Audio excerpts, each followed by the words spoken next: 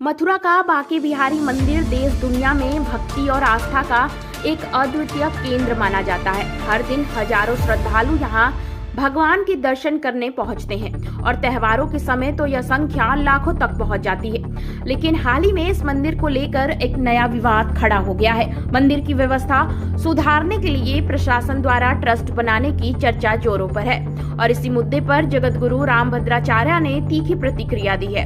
उनका कहना है कि जब देश में न तो किसी मस्जिद और न किसी चर्च का सरकारी अधिग्रहण संभव है तो फिर मंदिरों पर ही प्रशासन क्यों नियंत्रण स्थापित करना चाहता है। उन्होंने इसे सीधा साधा धार्मिक असमानता करार दिया है। श्रद्धालुओं की आस्था से जुड़े इस पवित्र स्थल में सरकारी दखल को अनुचित बताया। रामभद्राचार्य का तर्क यह है कि मंदिर केवल पूजा का स्थान नहीं होता, यह भारतीय संस्कृति और समाज की आत्मा है, जहां भक्त अपनी श्रद्धा, भक्ति और दान से परंपराओं को जीवित रखते हैं। ऐसे में अगर सरकार ट्रस्ट बनाकर मंदिर की व्यवस्थाओं को नियंत्रित करेगी तो यह इस भक्तों की धार्मिक स्वतंत्रता और भावनाएं आहत होंगी।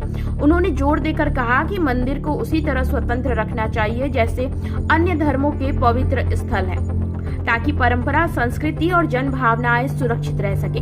बांके बिहारी मंदिर पर ट्रस्ट बनाने की कोशिश अब सिर्फ एक प्रशासनिक मसला नहीं बल्कि करोड़ों हिंदू श्रद्धालुओं की आस्था और धार्मिक अधिकारों का सवाल बन चुका है। यही कारण है कि इस विषय पर आम भक्त से लेकर संत महात्मा तक गहरी चिंता व्यक्त कर रहे हैं और यह बहस राष्ट्रीय महत्व का मुद्दा बनती जा रही है।